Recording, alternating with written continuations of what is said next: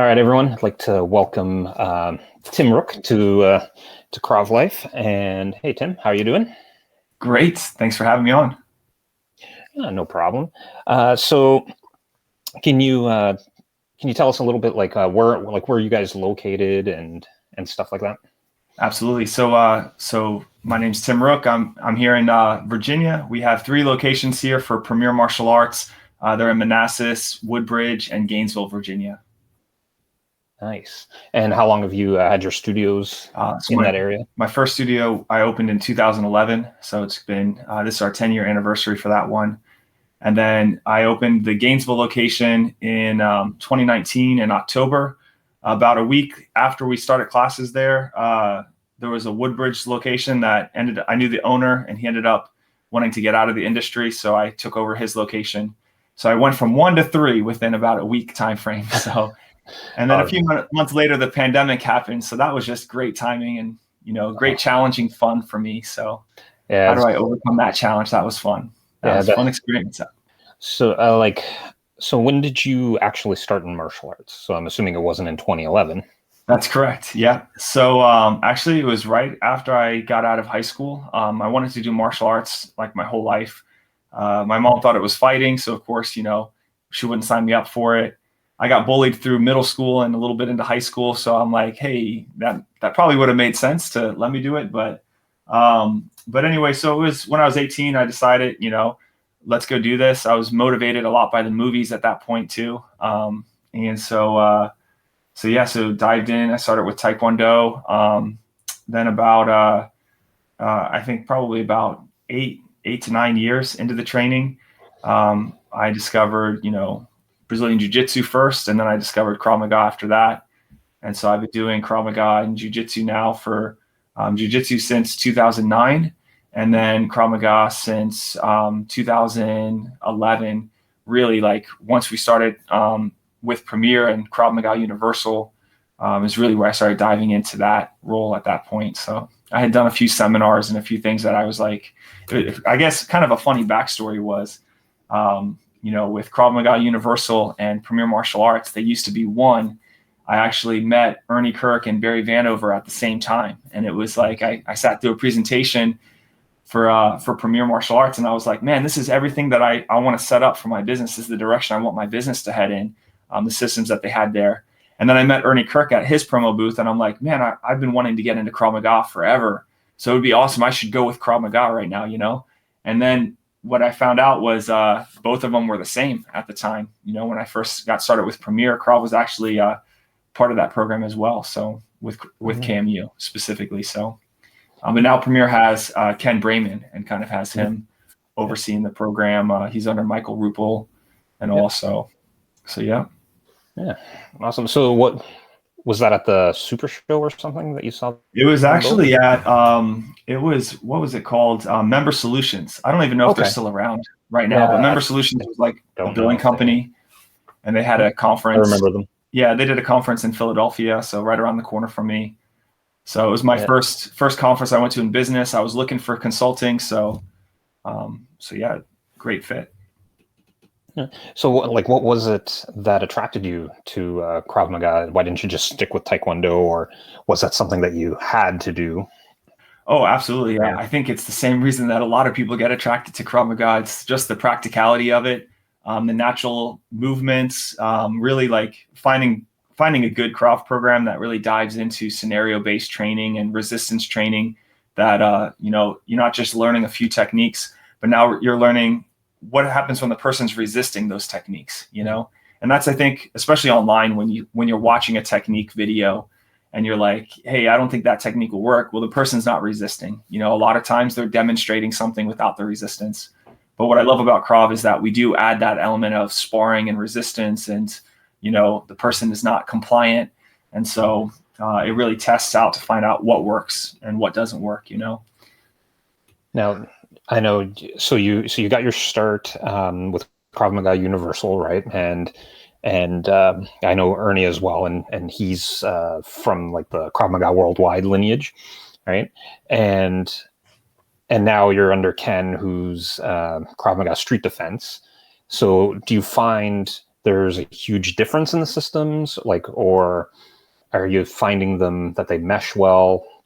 Are you picking from some and then from others? Like, Oh, how's that's a that great working for question. you? Well, actually, what I really love about both of these guys, Ken Brayman and Ernie Kirk, is that they both want they both want the best for you. And I think a lot of, like every instructor, they want the best for you. We all say we want to teach you to be able to protect yourself, to take this and to actually apply it and to be able to use it, right? I think every single instructor in the world, whether they're good instructors or not good instructors, right, want that for their students. And so I appreciate that. But I like the culture that, really we're just testing what works. If you have something else that you think is going to work, let's test it out. Let's see how that works under stress and with your natural movements and everything. And what you might find, like a few of these really guys that I trained with in Israel, they would say is, what you'll find is you'll end up doing my technique is what they say. So that's not always the case, right? But the idea is, like maybe your natural instinct might be a little different from somebody else's. So so I guess kind of going back to your question is, once I think it's important when you're in a system to be all into that system, because if you try to take a piece of this system and apply it to that one, it doesn't always fit. It's like gun defenses, right? Everybody, wants to learn the next new flashy, cool gun defense. And you might learn this new defense, right? But it doesn't fit into the overall picture of the other defenses within your system. And so then it throws it off. Same thing with knife defense, right?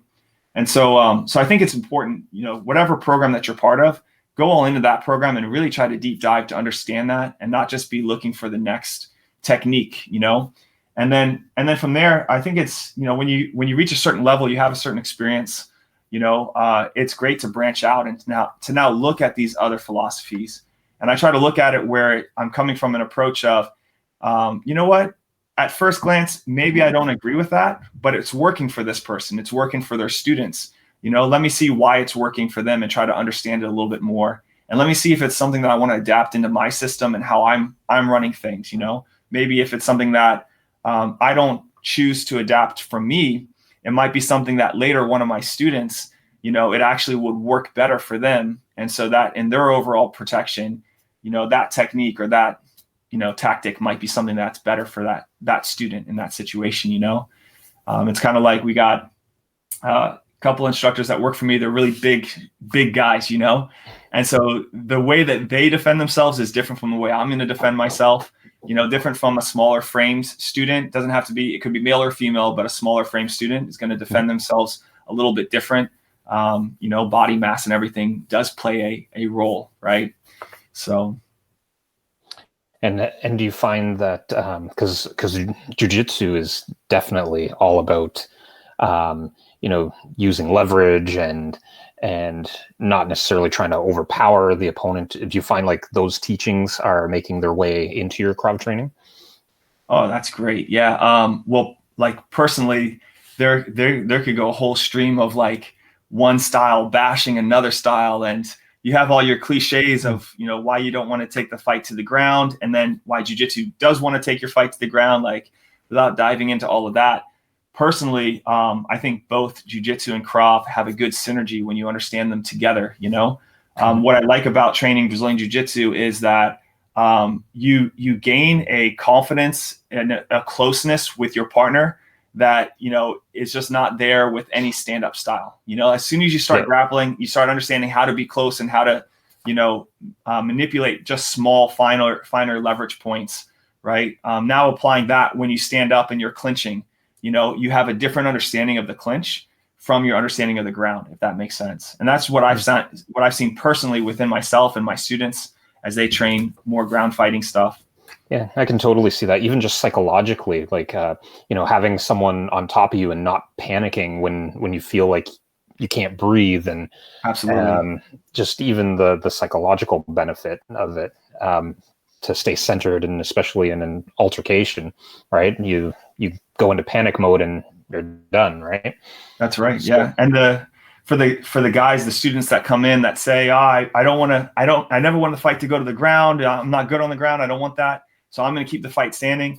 It's important to learn the ground defenses.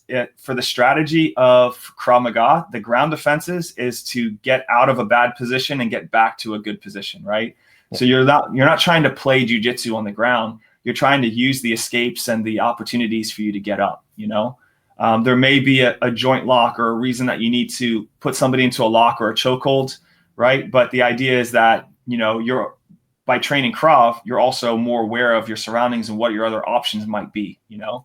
So if you're putting somebody into control position, you're trying to control that person until law enforcement arrives or whatever it might be.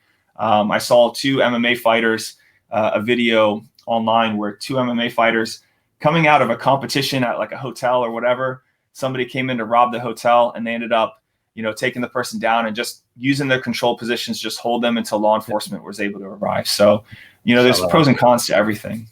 Yeah. So like you mentioned before that, you know, looking for the next thing, and that is very, very, that happens a lot in other martial arts, right? So it happens in karate, taekwondo, and definitely in Brazilian jiu-jitsu, where you get all the flashy techniques. And do you find that, because Krav is all about staying safe, right? Its sole goal is, you know, get out of there, go home, right? Do you find that there is now the risk that as we stay in Krav longer and longer, that it's just natural that it's going to start looking for all these flashy techniques and everything as well, and almost like watering down the system? Like, do you see that happening? I think that's a good point. I think that's going to come down to really the instructor and how the instructors teach and apply their skill sets. You know, there's like some instructors might be like, I got to constantly be showing something new, something flashy, something that keeps my students' attention, right? But the really, really good instructors can teach the same technique, disguise the repetition behind it, and be able to get their students really highly proficient at that skill set. And then those students typically now walk with a different level of confidence, you know, versus where you might have a student who knows a bunch of different techniques, but now when we're doing a stress level drill, they're not able to do any of the techniques under stress. You know, there's too many options or whatever at that point, right? So I think to answer your question is it's really going to come down to the instructors and how they teach, how they set their curriculum and whatnot. That's a good point. Yeah. So and I think like all the people that I've talked to, it's that same sentiment that it's up to having a good instructor to keep that focus, right? It's cool, and I've seen some crazy gun defenses and knife defenses, but the reality is the simpler, the better, right? Right. So you mentioned that you went to Israel, right, to train.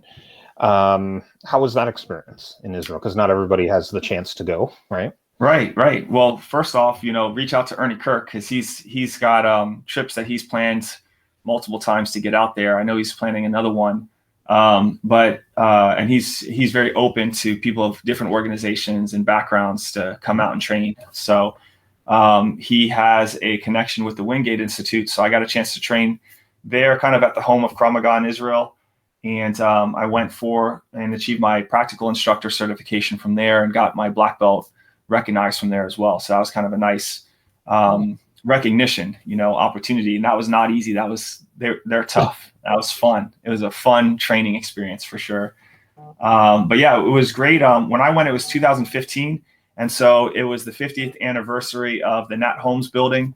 So they had a nice celebration. They brought in Krav instructors from all over the world, different backgrounds and organizations. And some of the top people that were descendants under EME were all there, presenting seminars and all. So that was a really, really fun opportunity to train. There's a few things that got shown where I think everybody in the room was like, whoa, I don't like that. I don't agree with that. And then there's other things that got shown that, you know, everybody was, you know, really interested in. And, you know, just kind of in general, our group was really taken aback by it. You know, I came out of there kind of with, this is really where my philosophy started thinking about, wow, there's so many different options, you know, but really sticking to your core option and understanding those techniques, getting good and solid at those, because there are some really cool like weapon defenses that I saw, but they just didn't translate into the system that I was following, you know? So it's like, hey, I could see how this could work, but it doesn't fit into overall my plan and my system that I'm using to protect myself, you know?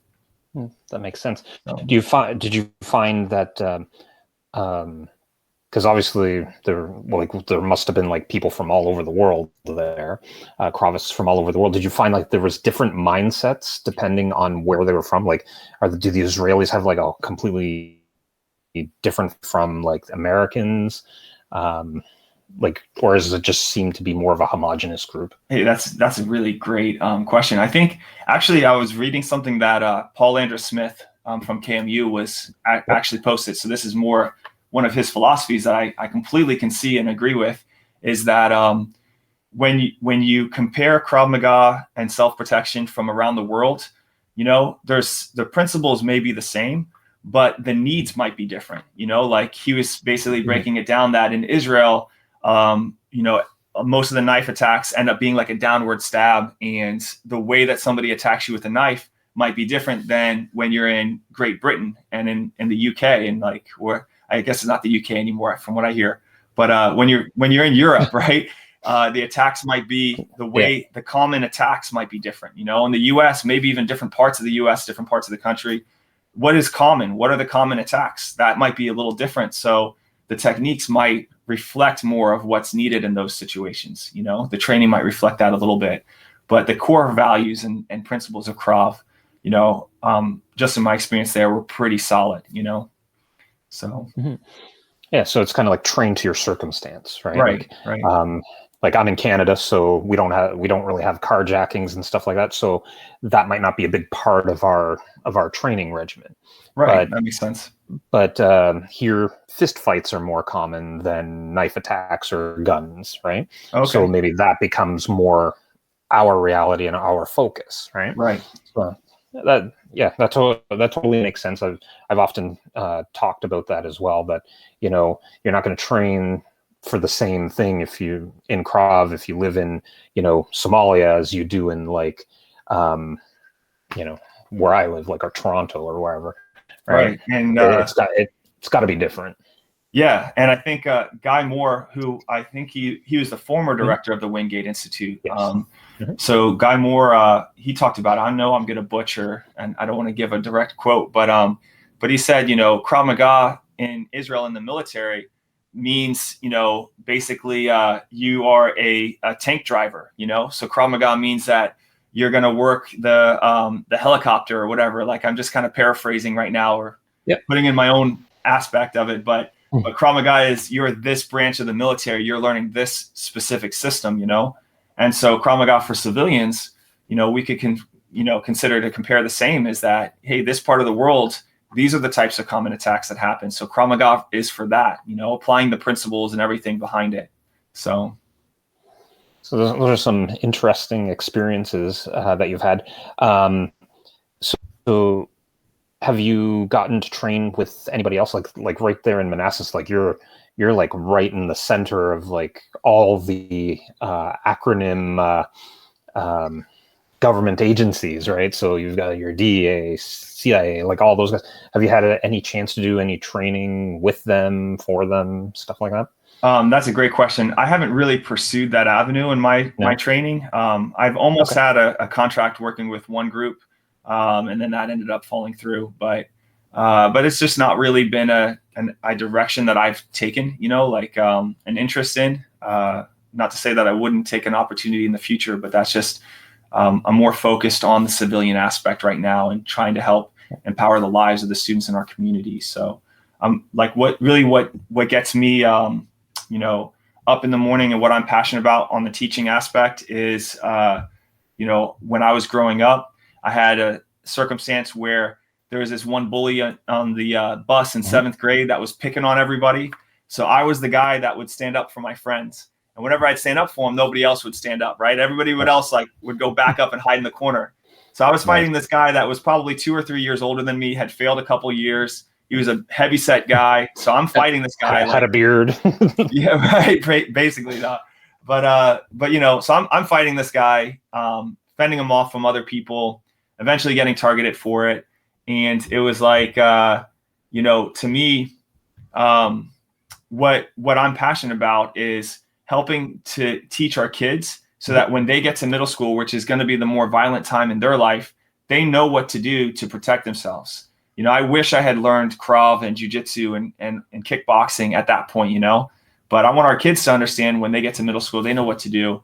And I discovered too, is that I was a little bit broken coming out of high school, and getting into martial arts training really fixed me, in a lot of ways, fixed me psychologically and all. And so, I noticed that with our adult program, we do have adults that come in that have been victims of violence, and it's rebuilding their self-esteem, their confidence, like pulling them out of their depression, and giving them a sense of community and worth and all. And so to me, that's what I'm really passionate about for both male and females, in the adult world is, let's empower them and help them to rebuild, if that makes sense. So. And you're finding an increase in that since the pandemic, like of people really needing. Yeah, on that note, as soon as we were able to reopen back in person, so many people came back saying how much they needed this, the connections with everybody, their kids needed to get out and to see people again, and just how they literally saw that physical change in their emotions and how they were reacting to circumstances, just getting back into person and getting back into training and whatnot. So absolutely. So has that sort of changed the way you introduce people into back into the class? Just knowing that more kids are, I guess, psychologically damaged, and adults as well. Has it changed your philosophy on teaching at all since the pandemic? I don't think so. I think we just do the same thing that we've been doing, so same type of personal connections and the same type of way that we're trying to work with our members. So yeah, but there's just maybe even more of a need for the training at this point, to have a release of some of these emotions and everything that they're processing. So to hit things. Yeah, that's right. So when you're working with your student, what is kind of your philosophy? Is it more on the keeping them safe? Is it more getting in shape? Is it more endurance? What is your philosophy on your teachings? Yeah, that's great. I think I have three main goals, maybe four if you want to consider the fourth one. But physical development, coordination, reflexes, getting the fine motor skills. Maybe teaching somebody that's not as athletic to reach more of an athletic potential, and to get somebody who's athletic to really dive into what their potential could really be with some of the movements. So definitely there's a physical attribute to it. The self-protection, though, is my most important goal. So I want all of our students, like I was mentioning before, preparing them for middle school. Even if your kid's 5, we're preparing them for middle school, even if that just means we're building the physical attributes in the kickboxing movements, so that later when they turn 8, 9, 10, 11, now we're teaching them more of the Krav and the defense movements and everything. And we're preparing them for that self-defense, for the situations, the scenarios that they're going to see at those age groups, And then the personal development side, where we're teaching concepts of, discipline is doing what is expected without being told. And respect is listening the first time and doing your best effort in the things that we do. Showing that respect to your teachers means that if your teacher corrects you and you listen the first time, you're applying what they're telling you, and you're going to get better by doing that. So the personal development side is definitely another one.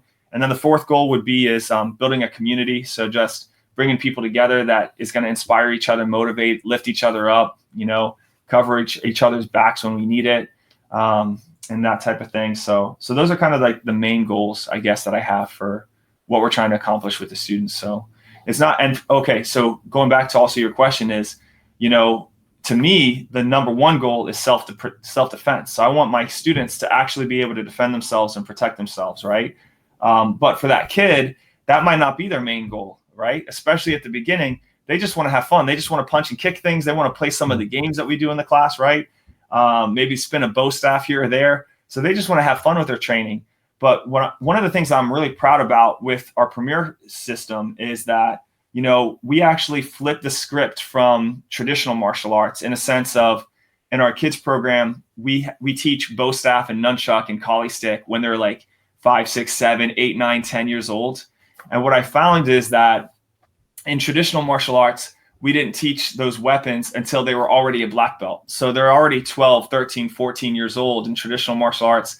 Now they get to learn the weapons. So in the student, in that mindset, now that they're 12, 13, 14, they're all excited about learning weapons. And to me, the weapons had nothing to do with self-defense, right? So we kind of flip that with our Premier system, and we teach the weapons early on. We use that as a way to get them motivated, excited about the training. And so what I found is that my students now, when they're turning 11, 12, 13, 14, they're actually tired of the weapons. They look at the weapons as being a kid thing, right? So just the mindset of how we're training. They don't want to train bow staff anymore. Now they want to dive into the Krav Maga. Now they want to be looked at as like an adult. They want to start trying to learn the adult stuff. So, at 12, 13, 14, we don't teach them any gun defenses. We do start teaching them, of course, they're working 360 defenses and they're working some of that. But we save more of our weapons for when they turn 15. And so it gives them something that they're kind of working towards as they get older. At 12, 13, 14, it's very rare that the situation should be they should go hands-on with a gun defense, right? Most of the time, the scenario is going to have way better options to get away, right? Mm-hmm. But when they start to get into more of high school, it might be more of a situation that they find themselves needing to defend. So we try to apply it to that age group, if that makes sense. Yeah, totally. It's like going from the skills that they're never really going to use to the skills they're absolutely going to need. Right. And then building their motivation behind it too, So then they're motivated to learn it, because I guess if they've learned the self-defense from age 5 up to 14, they're not going to be as motivated for it. Yeah, if all they've done is just combatives and self-defense techniques from 5 to 12, by that time they're burned out. They're tired of that, So we focus a little more kickboxing earlier on, and then we get into a little bit of the Krav defenses. And then at 12, 13, 14, we really start to dive into the mindset and like more violent application of it, if you could say, like whatever it takes to remove the threat and things like that. So exactly. Nice. So what is your favorite part of Krav Maga? Like if you were like, you go in, there's all these trainings, there's one on gun, there's one on knife, there's one on ground, there's one on this, there's one on that, and you could only go to one, and you're like, which one am I going to go to? Man. That is one? a tough question. I could freeze. I know you love them all, but yeah. I think I would go into a freeze of, okay, I got to pick one right now. It might end up being like, who's teaching? Like that would probably be the first thought that I would have is, because it's like, maybe I've trained with this person on knife, so many times, but there's somebody new that's teaching knife today. And so I'm like, I'm going to choose that. I'm going to go train with that person because I haven't seen this before, So anyway, yeah, it makes me think about the International Krav Camp. I told you I was going to bring it up. Yep. Ernie Kirk runs this camp a couple times a year in Texas, in Pennsylvania. Coming up in June, it's going to be here in Virginia. Mm-hmm. And so what I love about it is he brings in instructors from different backgrounds, different styles from around the world, and they get a chance to show different things. And so this is exactly how I look at it, is I look at, all right, well, who's teaching, knife this weekend? Who's teaching gun this weekend? And then I kind of base off of that. And then I personally, in my training, I like to look at, I like to set goals in specific areas. So especially when you reach a higher level, like as if a beginner is listening to this, you're kind of learning a lot of basics, right? And then an intermediate student starts to dive into, once you reach a certain level, you have a foundation on all the basics. Now you want to really deep dive into it. Black belt is the beginning, not the end, right? And so it's like I'll set goals that says this year I'm really focused on knife. And it doesn't mean I'm not doing any of the other areas, right? But now I'm just, if there's a knife seminar, I'm going to that seminar, if that makes sense, Yeah, I saw a good meme the other day where it said black belt isn't a final exam, it's an entrance exam. I love that. Yeah, that's great. Right? Absolutely agree. Definitely that it's just the beginning. You got your foundation. Now let's start learning the real stuff. So if someone wanted to reach out to you, right, and train with you, right? I know you mentioned your locations. Can you kind of tell us again, where can they meet you, reach you, right? Starbucks, Absolutely. maybe.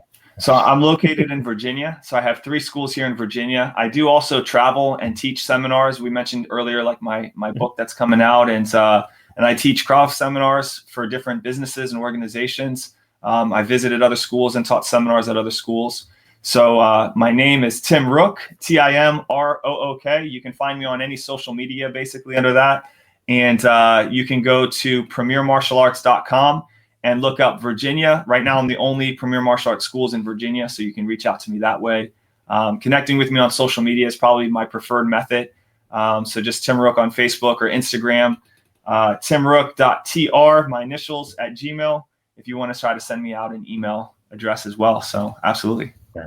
And we'll put all that contact information in the notes anyway. Oh, great. So that way they don't have to memorize it, keep rewinding. Yeah, right. So, all right, Tim. Well, thank you for your time. We loved having you on, and feel free to communicate with our community at any point in time. We're got thousands of people now, so. Yeah, hey, I just would add awesome. I love what you're doing, Paul, and what you've got going on with the Krav Life. The articles that you've been posting, I was reading a few of those. Some of the videos that you've been able to put out, and then also the apparel looks great. I'm probably going to order some of that. Yeah, there you go, repping it right now. So yeah, just the overall apparel design and all, it looks really great. I like the design layout that you have. So yeah. So congratulations on all of this endeavor that you guys are taking on. Yeah, no problem. It's all about building the community. And that was the one thing that I've always loved about the Krav community, is that there's very, very few people that are xenophobic, right? Like that are like, oh no, you're from that system, you can't come in here and learn. Everybody's very open, right? And wants to communicate. But what we saw missing, and why we created Krav Life, was that there was no crossovers. Like there was no medium, right, where everybody could cross over. Because I know the people in Krav Maga Universal would get along with Krav Maga Worldwide and Global and all these other organizations, but they're all independent. So we decided, hey, let's create Krav Life, where everybody can intermingle, discuss, evolve, and share ideas. And that's really what it's all about. I think it's great. Also there's always like this sense of like competitiveness between organizations, right? And not saying Krav organizations, but just organizations in general. Like, every organization wants to outdo other organizations, right? They want to be the best. They look at themselves as, we are the best organization for this reason. But when you realize all the organizations are trying their best and, looking towards being the best, trying to constantly work it to improve. Maybe some organizations are working to improve more than others. That becomes apparent when you're part of them. But but it's like, just understanding like that human nature of that is, people are going to gravitate towards instructors that they get along with, right? And that they agree with. And so there's no need in the Krav world, especially, to be bashing other organizations or attacking each other, and really just finding that common ground is that, there's enough billions of people on the planet to fill up every Krav organization out there, right? Every Krav school can get filled up. I like to say in terms of competition, because I think that that's the big driving force as to why certain instructors bash other instructors and the competitiveness between the different organizations. But in my hometown, it's so densely populated that there's enough students that we could fill in our school and every single school and every single shopping center. So there's no reason that we need to be competing or like be vile to each other, right? We can actually all be successful. And by having that attitude of, the scarcity mindset of being highly competitive in that way, it actually, ruins the martial arts for somebody, that they won't go visit another place, if that makes sense, right? Exactly. So, yeah, and it's like I said, I'm always amazed with the Krav community, and I love our Krav community. It's like in 2 months, like Krav Life is brand new, right? And so it's only been about 2 months that we've been really pushing Krav Life and building the community, and we're almost at 4,000 members now. And in that amount of time, over 4,000 members, thousands and thousands of comments and interactions, and we've had one negative comment. Wow, that's awesome. One hater out of thousands of, and and it has nothing to do with what we're putting under it. It's just people, right? Yeah. And how we're all the people kind of getting together are all people that just want to share and learn from each other. And in our community, they are so encouraging. Like just the other day, we had one guy these were a couple guys from England, both from different organizations. I can't remember which two. One was like Krav Maga Global, and the other one was like the British Krav Maga, something like that. But either way, the interaction when the guy's like, "Oh, I'm just a blue belt or whatever in Krav Maga," and then the other guy's like, "No, there is no such thing as just a blue," and totally encouraging, right? Yeah. It's like, "No, you got to keep at it, and you got to keep going," and I love reading those comments, and it just the sense of community, and I think that it's that way overall in Krav because I've been part of several Krav organizations and I've talked to many people from different organizations, and it seems to be the same attitude everywhere. So it's kind of like a shout out to all the Kravists out there. It's like it's you guys that are doing it. You guys are creating this great atmosphere, and I think that's why Krav progresses the way it does. Yeah. And why it's gone from like this little martial art over in Israel to a worldwide phenomenon, right? Right. At any rate, so I'll let you go. I know you got your kids coming home soon. That's right. How many are you up to now? Oh, we're capped out. Capped out is what my wife said at 5. At 5? Okay, Yeah, so that's right. So I think so. We're tied then. All right. Oh, nice. Yes. Yeah. So we tied. So you can break the tiebreaker later. 5. No. Lindsay said, nope. This is done. It's no more. Yeah. Like, I don't see what the big deal is, but that's right. All right. So thank you for coming on, and best of luck there in Virginia, and we'll talk again for sure. Absolutely. Thanks again, Paul. No problem.